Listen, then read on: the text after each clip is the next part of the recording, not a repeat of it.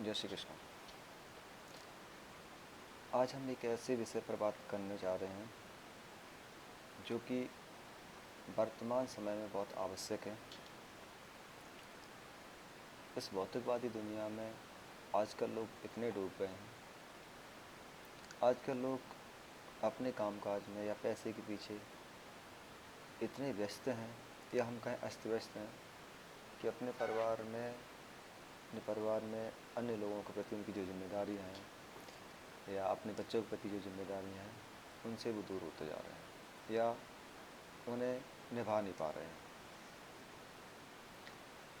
और सबसे बड़ा आश्चर्य इस बात से होता है कि आए दिन समाज में कुछ न कुछ घटनाएं घटती रहती हैं,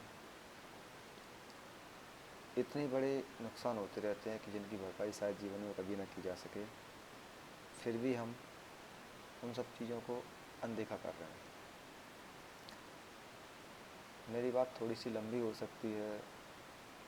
मैं कोई बहुत बड़ा सेलिब्रिटी या कोई नेता, विधायक, मंत्री आदि नहीं हूँ।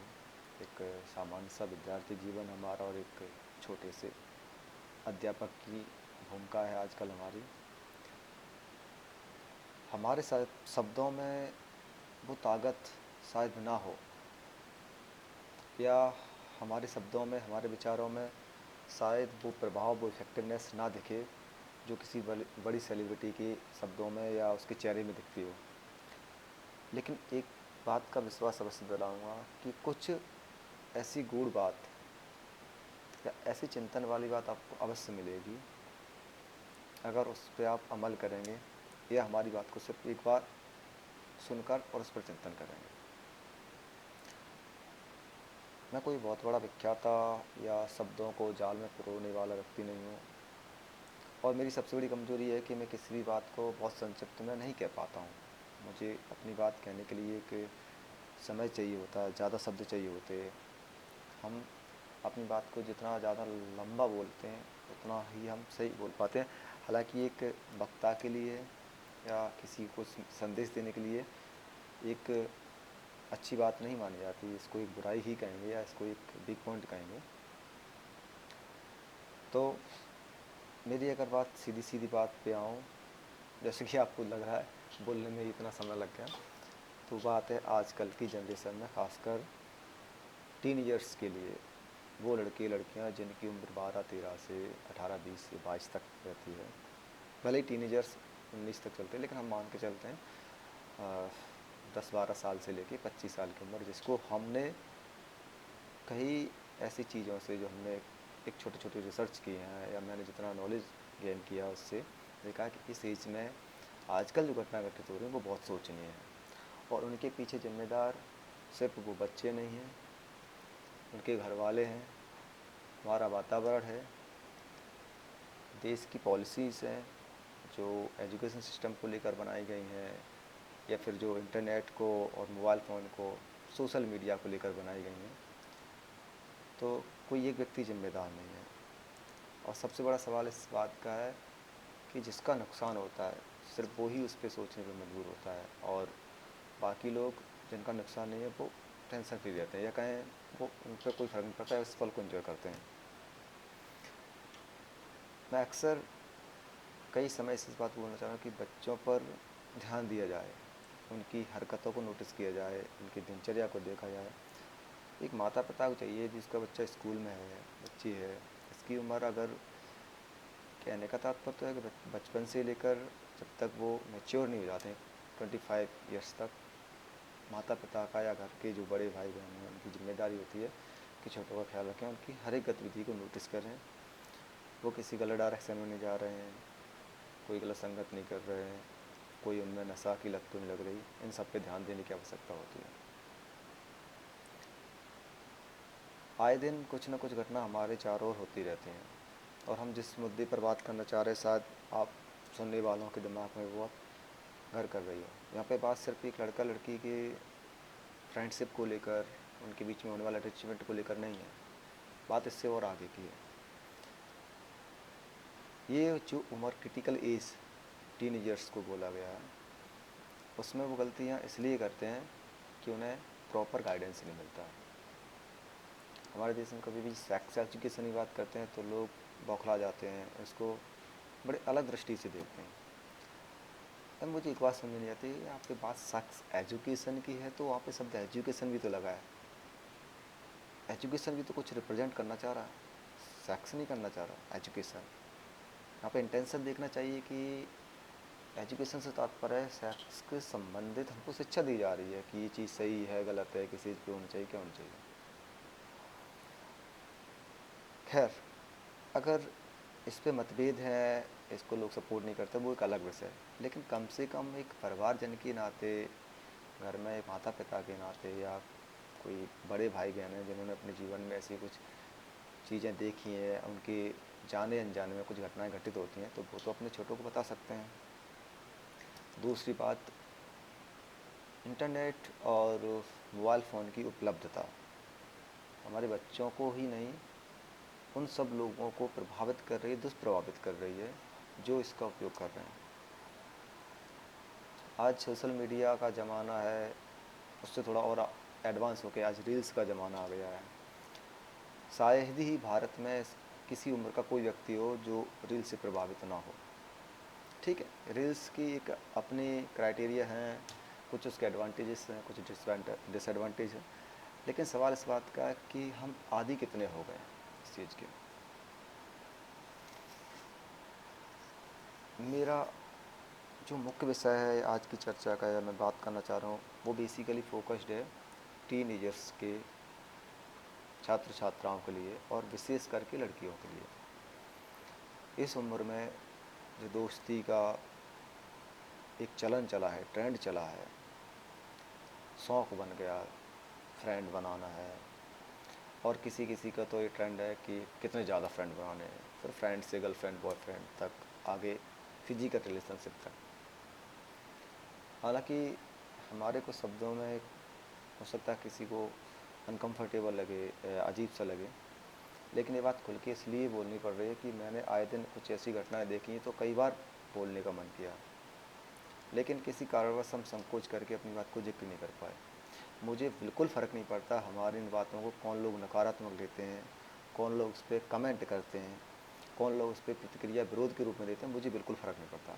मुझे फ़र्क पड़ता है तो सिर्फ इस बात से पड़ता है कि हमारी बात यदि कम से कम एक बच्ची को भी समझ में आई और उसने अपनी लाइफ में उतारा इस बात को, इस चीज़ का अनुसरण किया है, अपनी लाइफ में उसने सकारात्मक परिवर्तन किए, यदि हमारी बात से एग्री होकर अपने जीवन को उसने कुछ हद तक सुधारा, या जैसी गलतियां हो सकती हैं उनसे बचा, तो मैं अपनी बात को सार्थक मानूंगा। मैं मानूंगा कि मेरा जो प्रयास था वो सफल हुआ। मुझे घंटा फ़र्क नहीं पड़ता कि समाज में हमारी इस बात से कोई लोग क्या प्रतिक्रिया दे रहे हैं कि हम बौखला गए हैं, पगला गए, सिर कुछ बोलना चाहिए। मैं चाहता हूँ कि उन बच्चियों का नुकसान ना हो जो अभी अवेयर नहीं है, या जिनमें इमोशंस ज़्यादा हैं, वो प्रैक्टिकल कम है, या जिनमें विश्वास की या किसी के प्रति डेडिकेशन है, या एक ऐसी भावना है कि किसी पर ट्रस्ट कर लेती है, या इनका अनजाने में या उस उम्र की एक पड़ाव पे हैं जिसमें ज़्यादा समझ नहीं होती, मैच्योरिटी नहीं होती, उनका शोषण हो जाता है और उनका शोषण बच जाए, मैं अपनी बात को सार्थक मानूँ। मुझे बिल्कुल फ़र्क नहीं पड़ता कि लोगों की गलत प्रतिक्रिया कितनी आ रही हैं, कितनी कमेंट कर रहे हैं, कौन मुझसे क्या बोल रहा है, मुझे कोई फ़र्क नहीं पड़ता। तो सबसे मेन बात मैं ये कहूँगा खुल के, इस प्लेटफॉर्म से, सोशल मीडिया माध्यम से, फेसबुक या यूट्यूब यहाँ से, विशेषकर गर्ल्स से, भले ही मैं एक बॉय हूँ, मैंने पिछले कुछ सालों से ऐसा ट्रेंड देखा है कि आज की जो जनरेशन है इसमें फ्रेंडशिप को लेकर के और फिजिकल रिलेशनशिप को लेकर के बच्चे बहुत कम डरते हैं, और उनके मन में कोई संकोच, डर नहीं होता। खासकर अब जो टेक्नोलॉजी का ज़माना आया, मोबाइल फ़ोन का ज़माना आया है, इसमें चैटिंग का पहले एक सिस्टम था कि कोई किसी से बात कर रहा है तो घर वाले इसको नोटिस करते थे, उसका विरोध करते थे। अब चैटिंग बहुत सारे ऐप आए हैं, इंटरनेट उपलब्ध रहता है बच्चों को पढ़ाई के नाम पे। सबसे ज़्यादा बट्टा डाल किया ऑनलाइन एजुकेशन में। इसके नाम पर बच्चे जो पढ़ते हैं, या घर वालों से छुप करके या इनडायरेक्टली, उन्हें समझ में नहीं आता, जो गुल खिलाते हैं, उसके बाद में जो बच्चियाँ शिकार हो रही हैं आज के समय में। और मैंने कही, मैं किसी बच्चे का, किसी इस टीनेजर में जो भी छात्र हो या छात्रा हो, सिंपल सी बात है, इस उम्र में छात्र छात्राएँ होते हैं किसी न किसी, या फिर मान लो भले ही ना हो, नाम तो जिक्र नहीं करूँगा, लेकिन मैंने ऐसी कई घटनाएं देखी हैं जो एक प्यार के नाम पर, दोस्ती के नाम पर अनजाने में उन बच्चों के साथ में जो उनका शोषण हुआ है या उनके शारीरिक शोषण हुआ है, उनकी एक मजबूरी थी और एक वातावरण था हमारे समाज में जिसमें वो फंस गए और बाद में उनके पास पछताने के अलावा कुछ नहीं रहा। तो मैं यही बताऊंगा कि आप अपने जीवन में इस चीज़ को, इसे हम दोस्ती का कार्य का नाम देते, कम से कम 25 साल की उम्र तक सिर्फ अपने कैरियर पे, अपने माता पिता की तरफ देखो। माता पिता की जिम्मेदारी है कि बच्चों को बताएं सच्चाई क्या है और जीवन में उसको कैसे उतारना है, उस पर ध्यान दें। क्योंकि इस उम्र में आपकी किसी भी शारीरिक संबंध के कारण चेंजेस होने वाले जो हैं वो आपको पूरे जीवन में, आपकी पूरी जीवन की जर्नी को, आपके पूरे जीवन की जो आपके सपने हैं, जो आपने सोचा, उन सबको प्रभावित करेंगे। और प्रभावित ही नहीं करेंगे, उनको तोड़ देंगे। सपने आपके अधूरे रह जाएंगे। आपकी घर में परिस्थितियाँ ऐसी बन जाएंगी कि आप अपने ड्रीम्स को कभी फुलफिल नहीं कर पाएंगे। हमारा समाज अभी उतना उदार नहीं हुआ है, इतना मॉडर्न नहीं हुआ कि आपकी गलतियों को नज़रअंदाज करता जाए। माता पिता एक दो कोशिश करेंगे तो पड़ोसी नहीं करने देंगे। और हम सामाजिक प्राणी हैं, समाज का हम पर दबाव है। इसलिए मेरा सभी छात्र छात्राओं से और विशेषकर छात्राओं से, लड़कियों से कहना है कि आप अपने कैरियर में, अपने जीवन में कक्षा 9, 10, 11, 12 और यदि आप उसके बाद ग्रेजुएशन कर रहे हैं तो ग्रेजुएशन तक आपको इस ड्यूरेशन में इन सब चीज़ों से बच कर रहना है। मैं प्यार का बिल्कुल विरोध नहीं कर रहा हूँ। कुछ चीज़ें प्राकृतिक हैं और वो घटित होती हैं, शरीर में बदलाव आएंगे, प्राकृतिक चीज़ें होंगी। लेकिन आपका दोस्त, आपका फ्रेंड आपसे जितना जल्दी क्लोज होना चाह रहा है, आपके जितनी जल्दी नज़दीक आना चाह रहा है, या फिर आप उसकी नज़र को देखें, वो आपके बॉडी की किस हिस्से को स्कैन कर रहा है, आप अवेयर हो जाएं। सब पे बात लागू होती है। कई लोगों के एक सबसे बड़ी समस्या होती है, कई बार जो लोग लड़के होते हैं या बच्चे होते हैं कुछ एक्सपर्ट होते हैं, और सामान्यतः लड़कियों के मामले में जो उनके फ्रेंड या बॉयफ्रेंड्स होते हैं वो उनसे सीनियर होते हैं, जिन्हें उन्हें थोड़ा एक्सपीरियंस भी होता है उनको। और जो लड़के एक्सपर्ट होते हैं उनके पास बात करने के बहुत बेहतर तरीके हो सकते हैं, हम कल्पना भी नहीं कर सकते हैं, और उसमें लड़कियाँ फंस जाती हैं। इसलिए मैं बार बार ये कह रहा हूँ, आपको चाहिए, आपको अवेयर इसलिए होना कि आपको अपने कैरियर पे, अपनी पढ़ाई पे ध्यान देना है। इसलिए नहीं, मैं आपकी लाइफ स्टाइल में कोई आपका विरोध नहीं कर रहा हूँ, आपका जीवन है, आप जैसे चाहें जी सकते हैं। मैं सिर्फ इसलिए कह रहा हूँ, इसको अपने आस पड़ोस में होने वाली घटनाओं से देखो। आप खुद एक बार पता करें कि जिसके साथ में आपकी कोई फ्रेंड है, आपके पड़ोस में कहीं घटना घटती है, उसके साथ में किस प्रकार की बातें की जाती हैं। क्या आपका फ्रेंड भी आपसे उसी प्रकार से बात करता है? तो आपको समझना चाहिए कि कुछ ना कुछ प्रॉब्लम है। और उसके बाद भी आपकी समझ में नहीं आ रहा है तो कहीं ना कहीं आपको अपनी ज़िंदगी की परवाह नहीं है। एक बात है जो हम शास्त्र संबद्ध है वो करना चाहेंगे। कुछ लोग इस बात को जानते होंगे कि मानव शरीर में 5 ज्ञानेंद्रियाँ और 5 कर्मेंद्रियाँ हैं। ज्ञानेंद्रियाँ जिनसे हमें ज्ञान की प्राप्त होती है, कर्मेंद्रियाँ जिनसे हम कर्म करते हैं। ज्ञानेंद्रियों में आँख, नाक, कान, जीभ और त्वचा आता है, जिनसे हमें ज्ञान होता है। आँखें हमें देखने का ज्ञान कराती हैं, कानों से हम सुनते हैं, जीभ से हम किसी स्वाद चखते हैं, और नाक से हम सूंघते हैं, और त्वचा से हम स्पर्श आदि का अनुभव करते हैं। इसी प्रकार से हमारे कर्मेंद्रियाँ हाथ, पैर, मुख, लिंग और गुद्दा, जिनसे हम कर्म करते हैं। शास्त्रों में, सनातन धर्म में ऐसी मानता है कि कर्म इंद्रियाँ हैं और ज्ञान इंद्रियाँ हैं, अपने अपने इनके काम है। और ज्ञान इंद्रियों का काम है किसी चीज़ का ज्ञान मानव शरीर को कराना, और ज्ञान इंद्रियों का ये स्वभाव है, आँखें हैं तो वो देखेंगी, कान है तो वो सुनेंगे, जीभ है किसी चीज़ को चाहोगे चखेगी, स्वाद बताएगी, नाक सूंघेगी। तो चाहे यदि हमें किसी चीज़ का स्पर्श हो रहा है, किसी अपोजिट जेंडर से हो रहा है, तो वो भी स्पर्श होगा, हवा से, ठंडक से, गर्मी, उनका सबका एहसास होगा। डिपेंड ये करता है कि हमें अपने ज्ञान इंद्रियों से जो ज्ञान प्राप्त होता है तो किस ज्ञान का अनुसरण करना और किसका नहीं।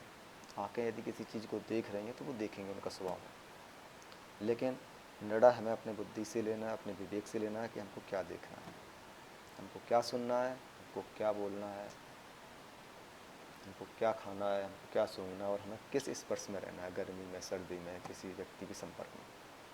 इसके लिए हमारे पैर कर्म करेंगे, हम वहाँ से चल के जा सकते हैं, हाथ कर्म करेंगे, पूरा हमारा मुखमंडल है ये भी कर्म इंद्रियाँ, मुख से हम बोलते हैं, कर्म कर रहे हैं, बोल रहे हैं, मुख से हम खाना खाते हैं भी हम कर्म कर रहे हैं, हम कर सकते हैं। आँखों को हम, आँखें हैं ज्ञान इंद्रिय, हम घुमा सकते हैं। ये बात उन लोगों के लिए है जो किसी भी चीज़ को शास्त्र सम्मत जोड़ते हैं या उसको लॉजिकली देखते हैं। ये लॉजिकली वैज्ञानिक दृष्टिकोण से भी है। अगर हमें कोई चीज़ पसंद नहीं है या हम किसी चीज़ को खाने से बीमार होते हैं तो हम चाहें उस चीज़ से हम बच सकते हैं, उसको देखें नहीं, वो अपने पास में रखें, वहाँ से साइड हो जाए।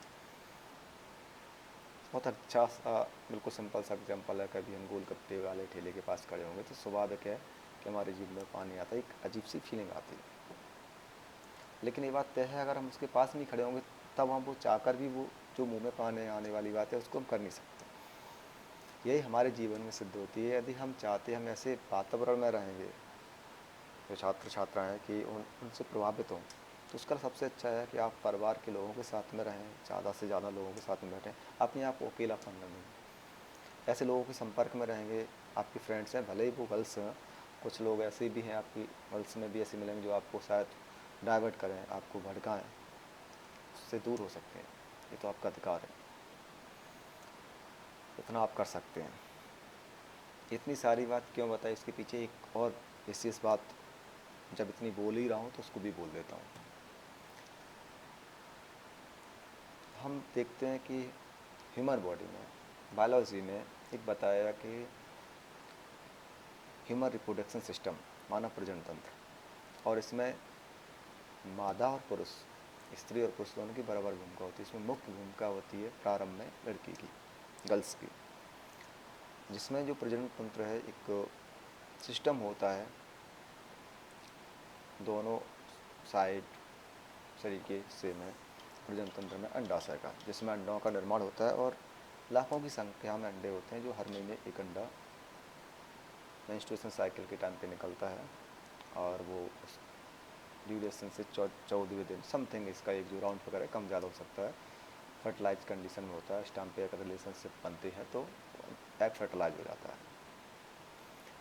ये जो बच्चे 9th 10th 12th में होते हैं उनको पढ़ाया जाता है, बेसिक सा विज्ञान का चैप्टर है, शायद सभी बच्चे जानते भी होंगे इसको। जो मैं बताना चाह रहा हूँ वो है, जब कभी कोई गर्ल्स अपने किसी दोस्त के झांसे में फंस करके, प्यार मोहब्बत के झूठे बातों में फंस के कुछ गलतियाँ कर लेती है और उनका कुछ संबंध बन जाता है, जिसे हम शारीरिक संबंध कहते हैं, फिजिकल रिलेशनशिप कहते हैं या फिर सेक्सुअल रिलेशनशिप कहते हैं। उसके बाद में जो अबॉर्शन के नाम पर या फिर फर्टिलाइजेशन को रोकने के लिए, प्रेगनेंसी को रोकने के लिए जो मेडिसिन यूज की जाती हैं, अमेरिका यूरोप में इन टैबलेट्स को बंद कर दिया गया और भारत में इनको बड़ी बड़ी सेलिब्रिटीज़ द्वारा प्रचार कराया जा रहा है। बंद कर दिया गया क्योंकि ये जो टैबलेट्स होती हैं प्रेगनेंसी को रोकने के लिए, ये बेसिकली हमारे फर्टिलाइज सिस्टम में, हमारे अंडाशय में हमारे एग्स को डिस्ट्रॉय करते हैं, यानी कि तोड़ते हैं, नष्ट कर देते हैं। और कभी कभार वो इतने हानिकारक होते हैं कि उस सिस्टम पे जाके अटैक करते हैं, जो लाखों की संख्या में अंडे भरे हुए हैं, जो अभी एक विकसित नहीं हुए, वो सबके सब डिस्ट्रॉयड हो जाते हैं या फिर वो कहीं ना कहीं उससे डिफेक्टेड हो जाते हैं, ख़राब हो जाते हैं। इससे ऐसा आवश्यक नहीं कि ये फर्स्ट टाइम ऐसा करने से हो जाए, लेकिन इसके चांसेस रहते हैं एक बार या दो बार, लेकिन जो लोग करते हैं वो गलती से 2-4 बार टैबलेट्स वगैरह यूज़ कर लेते हैं। जब ये सिस्टम डिस्टर्ब हो जाता है तो आगे जाके प्रेगनेंसी की या माँ बनने के चांसेस उस गर्ल्स के कम हो जाते हैं। फिर उसके जीवन भर उसको वो सिर्फ पछतावा कर सकता है और इसके अलावा शायद कुछ नहीं कर पाए। एक टीचर के नाते भी, और मैं मानता हूँ कि जिस चीज़ को मैं एक समय के अभाव में, या थोड़ी सी बात लंबी हो रही, ज़्यादा एक्सप्लेन नहीं कर पा रहा हूँ, लेकिन जो लोग जानते हैं या जो लोग हमारी इस बात को सुनेंगे, मुझे मालूम है कि आज के समय में रील्स के ज़माने में 10-15 सेकंड वाले में ये 20-25 मिनट का वीडियो कौन देखेगा, लेकिन जिसको शायद अच्छा लगे कुछ लोग ज़रूर सुनेंगे, ऐसा मेरा विश्वास है। तो वो जो लोग जानते हैं या जो स्टूडेंट छात्र छात्रा हैं जिससे अपने इस बात में शेयर कर सकते हैं, और वो लोग जानते हैं, उनके सीनियर हैं घर में, मम्मी पापा भाई बहन जो भी हैं, वो उनको इसके बारे में थोड़ा और एक्सप्लेन से बता सकते हैं। थोड़ा इस पर आप गूगल आदि पर रिसर्च कर सकते हैं। तो आप इस बात को नहीं सोचें कि नज़रअंदाज कर दें, नहीं मैं आपको फालतू ज्ञान देता चला जा रहा हूँ, कुछ नहीं होता है, कुछ सब मेरे पास इसके ऑप्शन है, हम सेफ जोन में रहते हैं, हम प्रोटेक्शन यूज़ करते हैं, हम टैबलेट यूज़ कर लेते हैं। ये सारी चीज़ें प्रचार की जाए, हीरो हीरोइन करेंगे, उनको करोड़ों रुपए मिलते हैं, वो करेंगे प्रचार इस चीज़ का, वो अपने बच्चों पे इस चीज़ को इम्प्लीमेंट नहीं करेंगे, अपनी लाइफ में शायद इस चीज़ को इम्प्लीमेंट नहीं करेंगे, लेकिन आप पे कर पाएंगे। वो उनका काम है, बिजनेस है, व्यापार है, पैसा कमा रहे हैं। लेकिन हमारी जिम्मेदारी है, यदि मुझे जितनी जानकारी है या कुछ इससे और ज़्यादा है, समय के अभाव में नहीं कह सकते, जो लोग जानते हैं थोड़ा बच्चों को एक्सप्लेन करें। बच्चों को चाहिए, मैं एक अपनी तरफ से पर्सनल सलाह ये दूंगा कि बच्चों को चाहिए उनके घर परिवार में किसी न किसी व्यक्ति से उनका उनका शर्म या उनकी झिझक खुलना आवश्यक है। अपने दिल की बात अपने फैमिली मेम्बर में, अपनी मम्मी पापा भाई बहन बुआ मौसी चाचा चाची, कोई ना कोई सदस्य ऐसा होता है जिससे हम अपने दिल की बात कह सकते हैं, या नहीं है तो कम से कम एक फ्रेंड बनाओ। आपके साथ में कुछ घटना घटित हो रही है, आप किसी चीज़ से परेशान हैं, विचलित हैं, आपको कोई चीज़ प्रभावित कर रही है, और ख़ासकर ये, तो उस पर वो आपको सलाह देंगे, वो आपको गाइड करेंगे। इसके साथ माता पिता की जिम्मेदारी ये भी है कि बच्चों को सिर्फ, ये मैंने जो एक बात बोली इस पर नहीं, उनकी अन्य गतिविधियों पर भी ध्यान देना है। जैसे आजकल ऑनलाइन गेमिंग चल रही है, सब जानते हैं ऑनलाइन गेमिंग में बहुत सारे प्लेटफॉर्म्स ऐसे होते हैं जहाँ पे पैसे देकर गेम खेले जाते हैं। लूडो और क्रिकेट मैच आजकल एक ऑनलाइन जुआ खेलने का बहुत सुगम सरल माध्यम बन गया है। आपका बच्चा अगर कभी किसी से 100-200 रुपये ऑनलाइन मांग रहा है तो उस पर उसकी गतिविधि को देखो। आप नहीं जानते हैं तो आपके पड़ोसी में कोई व्यक्ति है जो जानता है, मोबाइल फ़ोन में एक्सपर्ट है, पढ़ा लिखा है, उससे बताए, उसका मोबाइल चेक करो, बेटा देखो इस क्या करता है इस मोबाइल में, उसकी गतिविधि पे आप कंट्रोल करो, क्योंकि ये ऑनलाइन का छोटा जुगाड़ी आगे चलकर बड़ा जुगाड़ी बन सकता है, ये तय है, इस बात को कोई रोक नहीं सकता। दूसरी बात, जो मोबाइल फ़ोन अभी जो लोग बात सुनेंगे, मुझे पता है, मैं इस बात को पहले रिकॉर्ड कर रहा हूँ, मैं सोशल मीडिया पे डालूँगा, कुछ लोग समय निकाले कि इतनी लंबी बात है, फ्री बैठे होंगे, सुन लेंगे आधी अधूरी, कुछ लोग आखिरी तक भी पहुँचते हैं, इसलिए आखिरी में बात कंक्लूड करना भी ज़रूरी है। आपके बच्चे के पास 24 घंटा कौन पढ़ता है जो आपने 24 घंटे के लिए मोबाइल दे दिया? 1 घंटे पढ़ रहा है, 2 घंटे पढ़ रहा है, घर का एक मोबाइल फ़ोन रखो, वो दे दो, लो बेटा पढ़ो 1 घंटे 2 घंटे 3 घंटे, इसको वाले लो मोबाइल। ज़्यादा ही लाड प्यार है बच्चे को तो 1-2 घंटे मोबाइल गेम खेलने के लिए दे दो, मोबाइल चलाने के लिए दे दो। परमानेंट मोबाइल लेके दे देना कौन सी समझदारी है? बच्चों के बिगड़ने में माता पिता का विशेष रोल इसलिए होता है कि हमारे ऊपर एक दशराज जैसा मुँह का पर्दा चढ़ जाता है, हम बच्चे की ख्वाहिशें पूरी करते चले जाते हैं। हम इसलिए भी कि हम संपन्न हैं, बच्चे को सब चीज़ें दे सकते, देते चले जाते हैं, नहीं, उसका दुरुपयोग हो रहा है। अगर आप चाहते हैं कि आपका बच्चा सही रहे, जब मोबाइल फ़ोन नहीं था क्या हमारे देश में तब वैज्ञानिक नहीं हुए? क्या हमारे देश में तब डॉक्टर नहीं हुए? क्या व्यक्ति पढ़े नहीं? क्या उस समय कलेक्टर नहीं बने? सब मन स्थिति है। और सबसे बड़ा ये भौतिकवादी दुनिया में दिखावा कि हमारे बच्चे के पास बाइक क्यों नहीं है, मोबाइल फ़ोन क्यों नहीं है। अगर आप अवेयर हैं तो बच्चों को मोबाइल फ़ोन दीजिए, घर का एक, लड़का हो या लड़की। और सबसे ख़ास बात मैं ये कहूँगा लास्ट में, आप अपने बच्चों की गतिविधियों पर ध्यान रखें, जीवन में इतने अस्त व्यस्त न हो जाएं आपके बच्चे आपके जीवन को नर्क बना दें या खुद के जीवन को नर्क बना लें। एक अच्छे माता पिता के, आदर्श पालक के ये गुण, ये विशेषता होनी चाहिए कि अपने जीवन में और सब क्षेत्रों के साथ साथ अपने बच्चों पर भी ध्यान दें। बहुत बहुत धन्यवाद इतना समय देने के लिए। जय श्री राम, जय श्री कृष्ण, राधे राधे।